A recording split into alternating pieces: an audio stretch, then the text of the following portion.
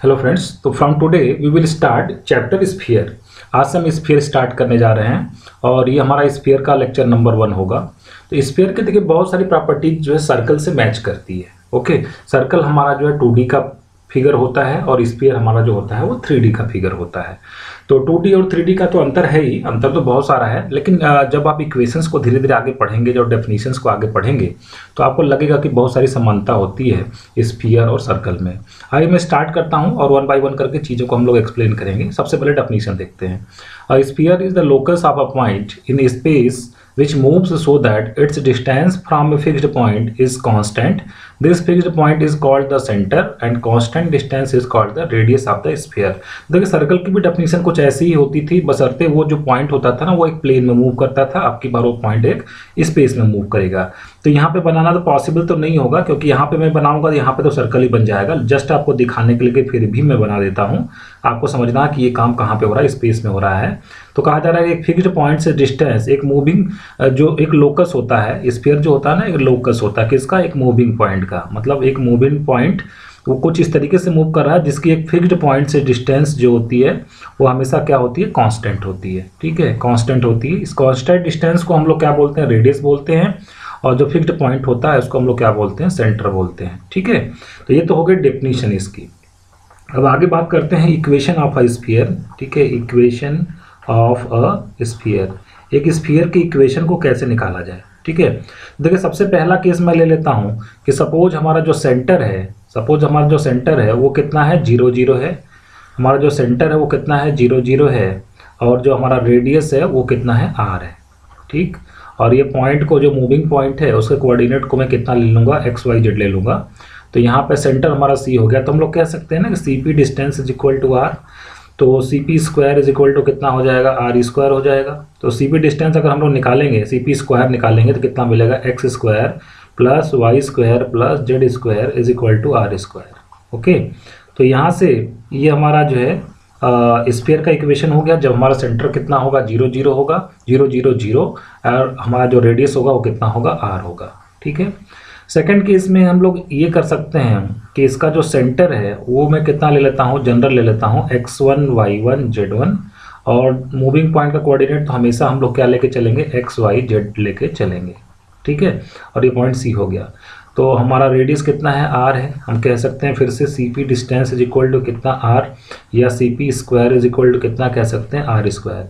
तो यहाँ से हमको इस केस में स्फीयर का इक्वेशन क्या मिलेगा, x माइनस x1 का whole square plus y minus y1 का whole square plus z minus z1 का whole square is equal to R square.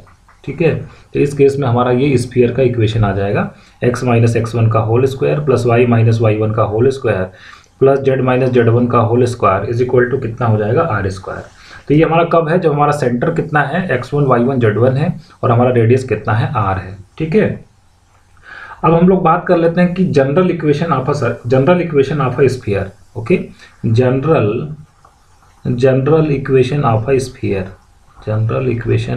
A sphere.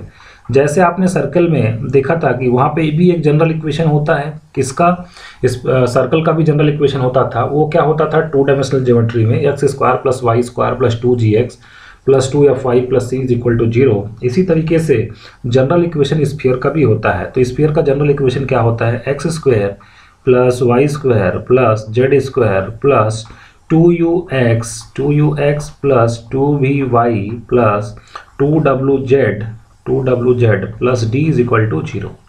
ठीक है, तो ये हमारा जो है स्फीयर का क्या हो जाएगा, जनरल इक्वेशन हो जाएगा। यहाँ पे आपको खास बात क्या क्या ध्यान रखनी है, आपको देखना ये है कि यहाँ पे x स्क्वायर वाई स्क्वायर और जेड स्क्वायर, यहाँ पे सभी का कोफिशिएंट कितना है, 1 है।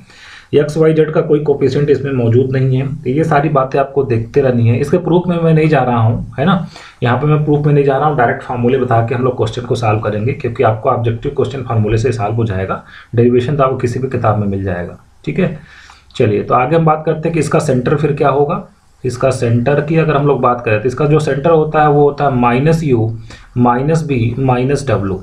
इसको थोड़ा और अच्छे से लिखा जाए तो अगर आप देखेंगे u क्या है आपका, u अगर देखेंगे तो x से कोफिशिएंट का हाफ होता है, तो मैं इसको ऐसे भी लिख सकता हूँ minus times half half coefficient of x, half coefficient of x। ठीक, इसी तरीके से अगर हम लोग v की बात करें तो v हमारा क्या होता है, y के कोफिशिएंट का हाफ होता है और आगे माइनस भी लिखा हुआ, चूंकि यहाँ पर हम लिख सकते हैं minus times half coefficient of y, coefficient of y, और इसी तरीके से minus half coefficient of coefficient of z। ठीक है, z के कोफिशिएंट का हाफ कितना आएगा w, और आगे लगा है माइनस में लगा दिया।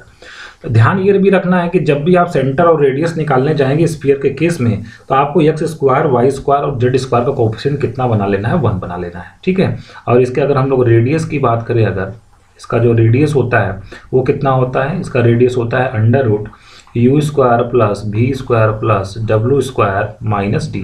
जैसे वहाँ पे कितना होता था सर्कल के केस में, under root G square plus F square minus C होता था, यहाँ पर under root you square plus we square plus W square minus D होता है। ठीक है, इसके बाद कुछ और प्रॉपर्टीज़ की अगर हम लोग बात करें, कुछ और प्रॉपर्टीज़ की हम बात करें तो जैसे एक स्फीयर है अगर, ठीक है, और ये इसका क्या है, डायमीटर है।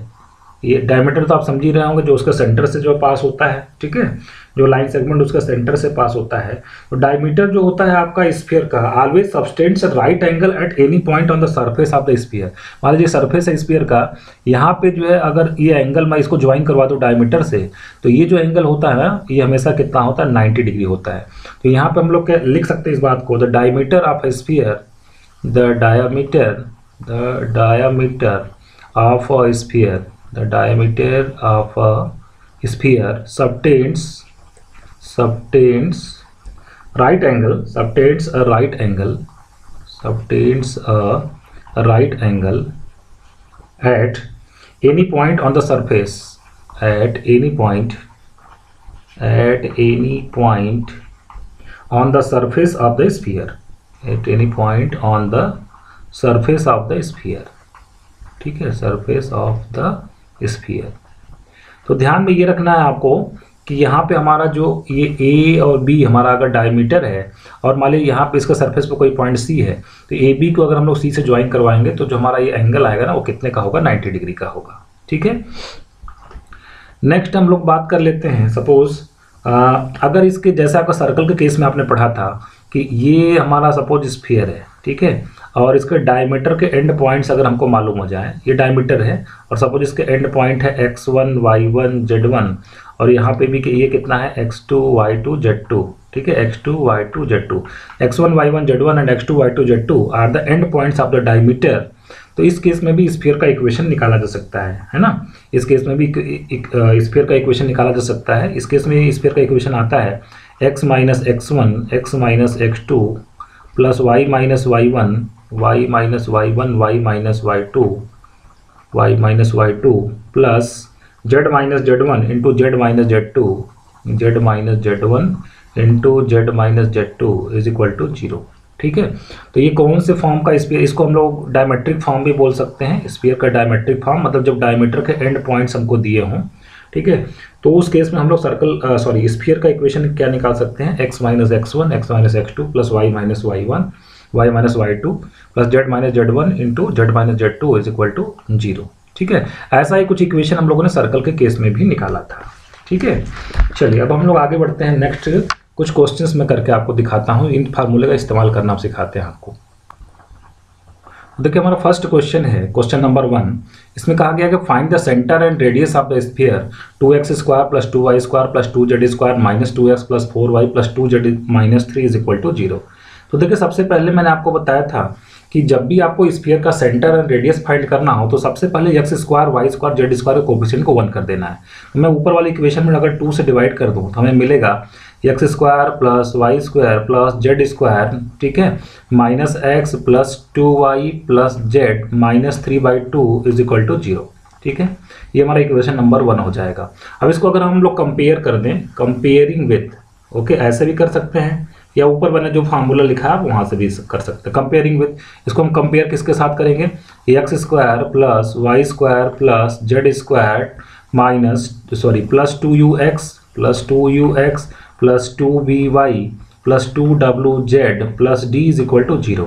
अगर हम इससे कंपेयर करवा दें तो देखिए यहाँ पे x के आगे कितना लिखा हुआ है 2u और यहाँ पे x के आगे कितना लिखा हुआ है -1 लिखा हुआ है। ठीक है, तो यहाँ से हमको क्या मिलेगा 2u is equal to -1 means u की वैल्यू कितनी मिल जाएगी -1/2 मिल जाएगा। ठीक है, यहाँ पे देखिए y का कोफिशिएंट कितना है 2b है और यहाँ पे y का कोफिशिएंट कितना है +2 है। तो यहाँ से 2b इज इक्वल टू कितना मिलेगा +2 मिलेगा मीन्स b की वैल्यू कितनी मिल जाएगी 1 मिल जाएगी। ओके, यहाँ पे z का कोफिशिएंट 2w है तो और यहाँ पे अगर हम लोग z का कोफिशिएंट देखें तो +1 है। ओके, तो 2w इज इक्वल टू +1 मिल जाएगा मीन्स w की वैल्यू कितनी हो जाएगी 1/2 हो जाएगी। और अगर कांस्टेंट की बात करें तो यहाँ पे कांस्टेंट d है और यहाँ पे कांस्टेंट कितना है -3/2, तो d की वैल्यू कितनी हो जाएगी -3/2 हो जाएगा। ठीक है, अब पूछा गया कि सेंटर एंड रेडियस बताइए। देखिए सेंटर आपको मालूम है कितना होता है -u -b -w, ऊपर फार्मूला हमने लिखा था तो वो कितना हो जाएगा 1/2 -u 1/2 -b का मतलब -1 -w का मतलब -1/2 मीन्स -1/2 +1/2 -1 एंड -1/2 हमारा सेंटर हो जाएगा। और रेडियस की बात करें तो हमको क्या मिलता है √ में u² plus v² plus w² - d। ठीक है, तो इस बातों को अगर हम इसमें से इसको सारी वैल्यूज को पुट करें तो हमको क्या मिलने वाला है, हमको जो रेडियस मिल जाएगा वो कितना मिल जाएगा √3 मिल जाएगा। ठीक है, चलिए नेक्स्ट क्वेश्चन की तरफ बढ़ते हैं। क्वेश्चन नंबर 2 हमारा क्या है, obtain the equation of the sphere described on the join of the points a 2, -3, 4 and b, -5, 6, 7 as a diameter। Okay, means ये डायमीटर के क्या है एंड पॉइंट्स हैं, इसके लिए भी फार्मूला मैंने आपको ऊपर बताया हुआ है। ये सपोज आपका स्फीयर है, ये आपका क्या है डायमीटर है और यहाँ इस पॉइंट का कोऑर्डिनेट सपोज ये a है, ये कितना है 2, -3, 4 और डायमीटर का जो दूसरा एंड है वो कितना है -5, 6, 7। ठीक, तो इसके लिए फार्मूला मैंने आपको ऊपर बताया था x - x1 into x - x2 plus y - y1 into y - y2 plus z - z1 into z - z2 is equal to 0, z - z2 is equal to 0। ठीक, तो आप समझ ही रहे होंगे कि ये किसकी वैल्यू है, ये x1 की वैल्यू है, ये y1 की वैल्यू है और ये हमारा किसकी वैल्यू है z1 की वैल्यू है। और इसी तरीके से ये हमारा क्या है x2 है, ये हमारा क्या है y2 है और ये हमारा किसकी वैल्यू है z2 वैल्यू है। ठीक है, ये सारी वैल्यूज को चलिए हम इसमें पुट करते हैं। अगर इसमें हम लोग पुट करें तो x - x1 मतलब कितना मिलेगा x - 2, फिर x - x2 कितना हो जाएगा x + 5 हो जाएगा, x - 2 इंटू x + 5 हो जाएगा प्लस y - y1 तो y1 कितना -3 तो y - y1 करेंगे कितना हो जाएगा +3, फिर y - y2 मीन्स y - 6 हो जाएगा हमारा plus z - z1 means z - 4 and z - z2 कितना मिलेगा z - 7। Okay, is equal to 0। z - z1 हमारा यहाँ पे जो पॉइंट है वो कितना -5, 6, -7 है। यहाँ पे थोड़ा सा आपको चेंज कर लेना है -7। ओके, ये -7 हो जाएगा। ठीक, तो ये कितना आ जाएगा +7 इज इक्वल टू कितना मिल जाएगा हमको 0 मीन्स x - 2 x + 5 और plus y + 3 y - 6। Okay, and plus z - 4 into z + 7 is equal to 0। Okay, अब इसको हम लोग थोड़ा सा सिंप्लीफाई कर दें अगर तो हमको मिलने वाला है x² plus y² plus z²। Okay, plus 3x - 3y plus 3x - 3y plus 3z plus 3z - 56 is equal to 0। तो ये हमारा क्या हो जाएगा फाइनल आंसर हो जाएगा, ये हमारा स्फीयर का क्या हो जाएगा इक्वेशन होगा। Okay, okay, now we move to the next question। okay, question number 3, find the center and radius of the sphere x - 1 into x + 2 plus y - 2 into y + 4 plus z - 3 into z + 6 is equal to 0। Okay, अगर आप इसको ध्यान से देख पा रहे हो तो ये जो डायमीटर फार्मूला हमने ऊपर फार्मूला लिखा था ना उससे कुछ मैच करता हुआ लिखा है, उसी फॉर्म में लिखा गया है। डायमीटर के जब एंड पॉइंट्स हमको दिए हों तो हम लोग उसका स्फीयर का इक्वेशन कैसे लिखते थे x - x1 into x - x2 plus y - y1 y - y1 y - y2 plus z - z1 into z - z2 is equal to 0। ये हम लोग कब लिखते थे जब हमारे स्फीयर के हमको डायमीटर के क्या मालूम हो जाए एंड पॉइंट्स मालूम हो जाए। ये x1 y1 z1 और b हमारा कितना है x2 y2 z2 है। ठीक है, तो देखिए इस इक्वेशन से हम जो गिवन इक्वेशन है उसको हम लोग क्या करवा देते हैं कंपेयर करवा दें तो हमको जो x1 की वैल्यू है ना x1 y1 z1 की, अगर हम x1 की बात करें x1 y1 z1 डायमीटर का पहला and point x1 y1 z1 तो ये देखिए हमारा क्या हो जाएगा x1, ये हमारा क्या हो जाएगा y1, ये हमारा क्या होगा z1। तो कितना मिलेगा 1, 2, 3 मिल जाएगा, 1, 2, 3 मिल जाएगा। और अगर डायमीटर के दूसरे एंड पॉइंट की बात करें x2, y2, z2 की अगर बात करें तो ये हमारा -2 क्या हो जाएगा x2, ठीक है, -2 हमारा हो जाएगा x2, फिर यहाँ से -4 हो जाएगा और यहाँ से क्या होगा -6 होगा। तो -2, -4 एंड -6 डायमीटर का दूसरा एंड पॉइंट होगा। तो अगर हम लोग सेंटर की बात कर लें तो सेंटर क्या होता है, डायमीटर का अगर एंड पॉइंट मालूम है, ये हमारा सेंटर है, तो मिड पॉइंट निकाल दे सिंपली हम लोग। मिड पॉइंट कैसे निकालेंगे, देखिए यहाँ पे x1 कितना 1 है, x2 कितना -2, तो 1 - 2/2 x1 + x2/2 आपको मालूम है, ठीक है। इसी तरीके से y1 + y2/2 मतलब 2 - 4/2 और यहाँ से कितना होगा 3 - 6/2। मिड पॉइंट्स में निकाल दिया तो उससे क्या हो जाएगा सेंटर, तो सेंटर हमारा कितना 1 - 2 मतलब -1, तो -1/2 होगा। 2 - 4 कितना होगा -2/2, कितना मिल जाएगा -1। और अगर हम लोग z कोऑर्डिनेट की बात करें 3 - 6 कितना हो जाएगा -3/2, ये हमारा क्या हो जाएगा सेंटर हो जाएगा। और जब सेंटर अगर हमको पता लग गया, ठीक है, तो रेडियस करने में कोई दिक्कत वाली बात नहीं है। हमारा जो रेडियस होगा सेंटर हमारा कितना होता है -u -b -w, ऊपर हमने लिखा ही था। तो रेडियस कितना हो जाएगा √u² + v² + w² - d हो जाएगा, ठीक है। यहाँ से हम लोग कर सकते हैं। तो फाइनली आपका जो अगर आप कैलकुलेट करेंगे इसको तो 126 √126/2 हमको कितना मिल जाएगा रेडियस मिल जाएगा, मतलब √126/2 हमारा क्या हो जाएगा रेडियस हो जाएगा, ठीक है। तो ऐसे भी रेडियस को आप निकाल सकते थे जब सेंटर आपको मालूम है, ये -u -b -w की वैल्यू है, ठीक है ना। तो √u² + v² + w² - d वैसे लगा सकते हैं, या किसी भी a और c के बीच का हम लोग क्या निकालते हैं डिस्टेंस निकालते हैं, वो हमारा क्या हो जाएगा रेडियस हो जाएगा। या b और c के बीच का हम लोग क्या निकालें डिस्टेंस निकाल लें, तो वो भी हमारा क्या हो जाएगा हमारा रेडियस हो जाएगा। ओके, चलिए नेक्स्ट क्वेश्चन की बात कर लेते हैं। Find the equation of the sphere passing through origin and the points 0, 1, -1, -1, -2, 0 and 1, 2, 3। तो देखिए अगर आप ध्यान से देखेंगे तो जो स्फीयर का जनरल इक्वेशन होता है, मैं लेट से स्टार्ट करता हूँ। Let the equation of sphere be what x² + y² + z² + 2ux + 2by 2ux + 2by + 2wz + d = 0, ठीक। ये हमारा क्या होता है इक्वेशन का स्फीयर। अगर आप इसमें देखें इसमें u, v, w और ये d कितनी चीज़ें 1, 2, 3, 4 चीज़ें क्या होती है अननोन होती हैं। इसके लिए 4 कंडीशन की जरूरत पड़ती है अगर इसके इक्वेशन को आपको कंप्लीटली डिटरमिन करना है। तो यहाँ पे बताया गया कि जो स्फीयर 1 है वो किससे पास होता है, वो ओरिजिन से पास होता है, मतलब 0, 0, 0 से पास होता है। तो अगर 0, 0, 0 से पास होता है तो 0, 0, 0 इस इक्वेशन 1 को क्या करेगा सेटिस्फाई करेगा। x की जगह पे हम लोग 0 पुट करेंगे, y की जगह पे 0 पुट करेंगे और z की जगह पे हम लोग क्या पुट करेंगे 0 पुट करेंगे, ठीक है। तो यहाँ से देखिए अगर 0, 0 कर दें तो यहाँ से d की वैल्यू आपको कितनी मिल जाएगी 0 मिल जाएगी। तो ध्यान ये रखना कि जब भी हमारा स्फीयर ओरिजिन से पास होता है तो उसमें d की वैल्यू कितनी होती है 0 होती है, ठीक। इसके बाद दूसरा पॉइंट हमको क्या गिवन है 0, 1, -1, ठीक है। तो x की जगह पे 0, y की जगह पे 1 और z की जगह पे -1 अगर हम लोग पुट करें तो हमको क्या मिलने वाला है 1 प्लस, ठीक है, जी x की जगह पे 0 हो गया और y का स्क्वायर मतलब 1 माइनस फिर y का z का स्क्वायर कितना हो जाएगा -1 का स्क्वायर 1, ठीक है। फिर अगर हम लोग 2u x तो 0 है ना, तो 2ux कितना हो जाएगा 0, फिर 2by की अगर बात करें तो कितना मिल जाएगा 2b मिल जाएगा प्लस 2b और z की वैल्यू कितनी -1 तो कितना मिलेगा -2w मिलेगा = 0, ठीक है। प्लस d = 0 मिलेगा, तो d तो ऑलरेडी 0 हो चुका है, ठीक। तो ये हमारा इक्वेशन हो गया। अब हम अगले पॉइंट को पुट करते हैं -1, 2, 0, ठीक। इसको स्फीयर में पुट करवाते हैं तो यहाँ से हमको मिलेगा 1 + 4 -2u ओके प्लस 4v = कितना मिलने वाला 0 मिलने वाला। 1 + 4 कितना होता है 5 होता है ना, तो यहाँ से हमको क्या मिल जाएगा 5 - 2u plus 4v so okay plus 4v। और यहाँ से अगर हम लोग बात करें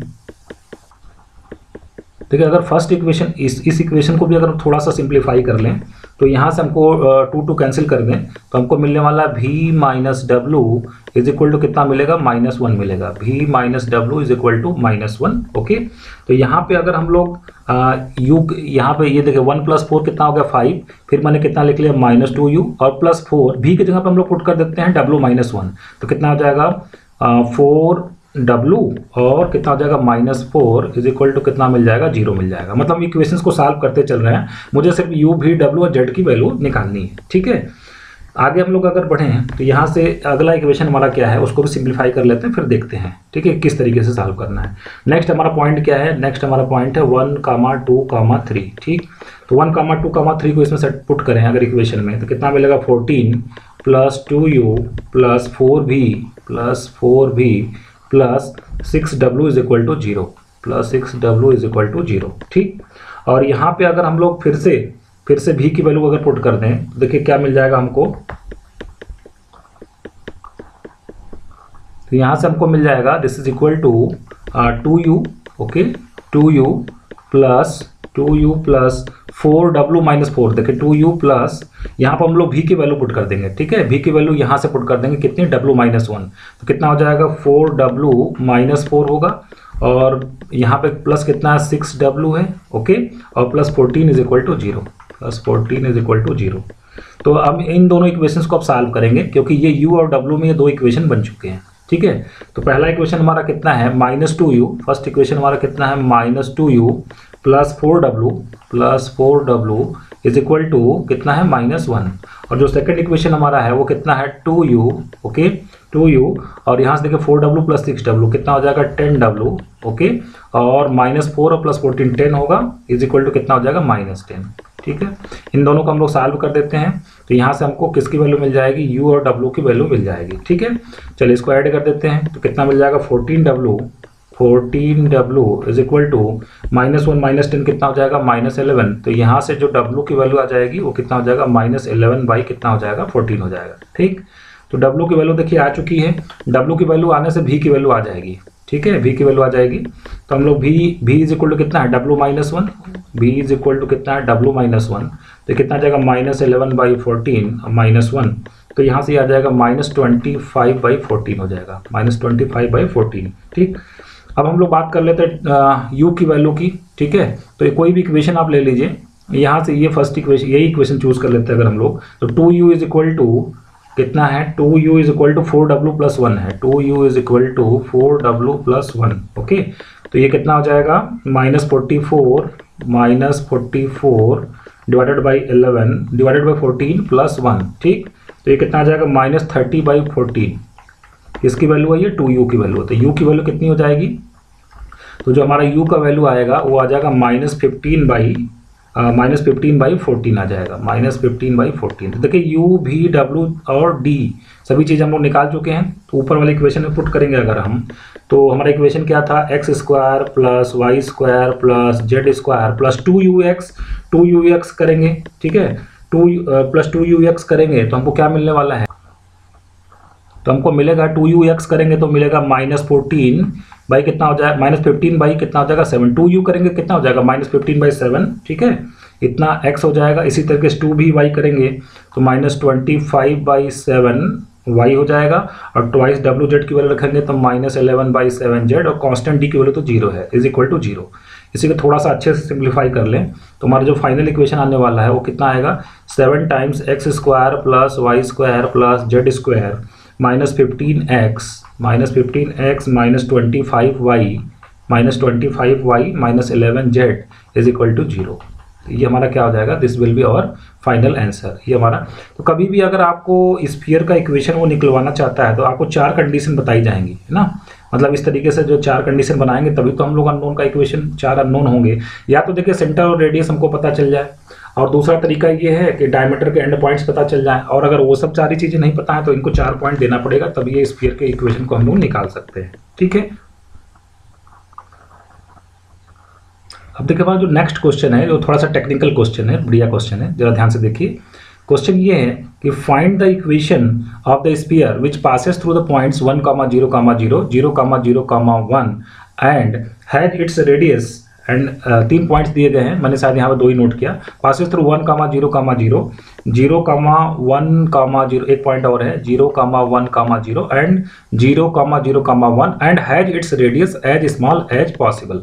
मतलब आपको जो है ये पॉइंट्स कौन कौन से दिए हैं, 1, 0, 0, 0, 1, 0 एंड 0, 0, 1, ये 3 पॉइंट दिए हैं। तो 3 पॉइंट से तो 3 अननोन निकाल सकते हैं, और चौथा अननोन निकालने के लिए इन्होंने कहा है कि radius as small as possible. चलिए देखते हैं कैसे करेंगे।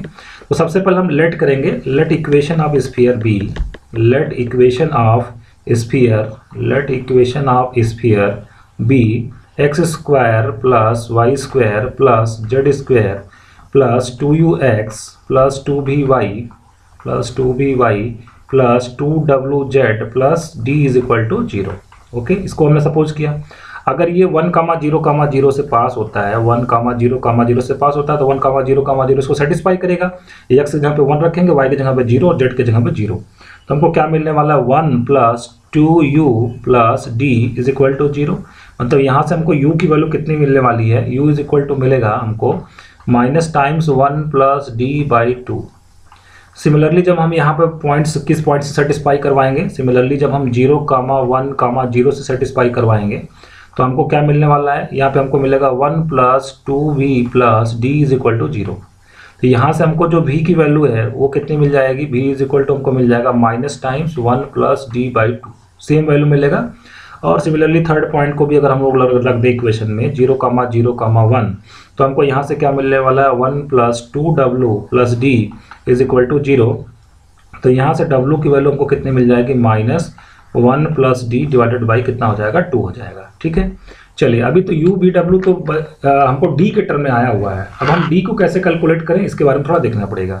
अब देखिए रेडियस का फार्मूला हमारा क्या होता है, रेडियस का फार्मूला होता है √u square plus v square plus w square minus d।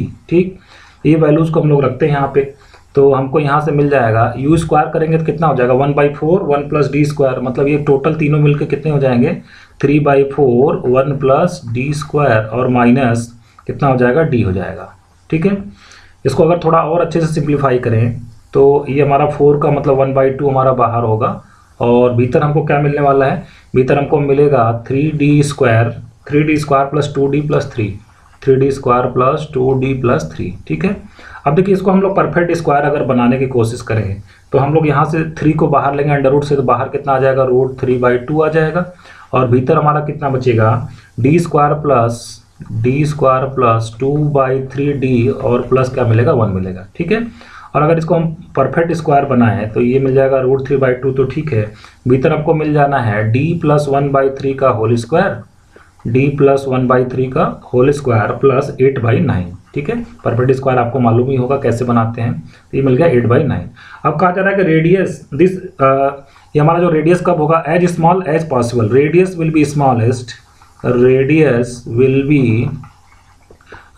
Will be smallest. ये स्मॉलेस्ट कब होगा हमारा, व्हेन, ये हमारा स्मॉलेस्ट कब होगा, जब ये क्या हो जाए, हमारा मिनिमम हो जाए, क्योंकि वेरी करने वाली चीज़ तो यही है, 8/9 तो हमारा फिक्स्ड है, ये नंबर है, √3/2 बदलने वाला नहीं, बदलने वाली चीज़ कौन सी, d प्लस 1/3 का होल स्क्वायर, और किसी चीज़ का होल स्क्वायर तो उसके सबसे मिनिमम वैल्यू कितनी होती है, 0 होती है। Radius will be smallest when d plus 1/3 is equal to कितना होगा, 0। तो यहाँ से d की वैल्यू हमको कितनी मिल जाएगी, d इज इक्वल टू मिल जाएगा -1/3। ठीक, तो d की वैल्यू अगर -1/3 हम सब जगह रखें तो जो u हमको मिलेगा, u इज इक्वल टू कितना मिल जाएगा, -1/3, b इज इक्वल टू हमको कितना मिल जाएगा, -1/3, क्योंकि अभी ऊपर आपने कहा था ना u is equal to minus times 1 plus d/2, ऐसा आपने बताया था। d की वैल्यू रखेंगे 1 -1/3, 2/3, 2 कट जाएगा, -1/3 मिल जाएगा, u 1/3, v -1/3 और w भी कितना मिलेगा, -1/3, और d की वैल्यू तो अभी आपने निकाली ही है, d की वैल्यू कितना आपने बताया, -1/3। ठीक है, ये सारी वैल्यूज को अगर हम लोग इक्वेशन में पुट करें तो हमारा जो स्फीयर का इक्वेशन आएगा, x square plus y square plus z square plus 2ux कहा था आपने, तो कितना आ जाएगा, -2/3x minus 2/3y minus 2/3z, okay, -1/3 is equal to 0। ठीक है, तो यहाँ से हमको क्या मिल जाएगा, 3 times x square plus 3 times y square plus 3 times z square minus 2x minus 2y minus 2z minus 1 is equal to 0। ये हमारा क्या मिल जाएगा, हमारी रिक्वायर्ड इक्वेशन स्फीयर का क्या मिल जाएगा, इक्वेशन मिल जाएगा। तो दिस विल बी और आंसर। तो कभी भी अगर आपको सपोज स्फीयर का इक्वेशन निकालने के लिए वो देगा, तो आपको ध्यान में ये रखना है कि वहाँ पर 4 अननोन होते हैं, U, V, W और D। हमारे ये 4 अननोन इक्वेशंस होते हैं, तो इसके लिए 4 कंडीशंस वो दिए रहेंगे। या तो फिर जो ऊपर नोन फॉर्म बताए गए, जैसे कि आपको सेंटर मालूम हो, रेडियस मालूम हो या डायमीटर के एंड पॉइंट्स मालूम हो, तो वहाँ से भी हम लोग स्फीयर के इक्वेशन को निकाल सकते हैं। ठीक है, तो फ्रेंड्स आज के लेक्चर को यहीं पे हम लोग समाप्त कर रहे हैं। बाकी चीज़ों को हम लोग जो नेक्स्ट क्लास में पढ़ेंगे। Thank you very much.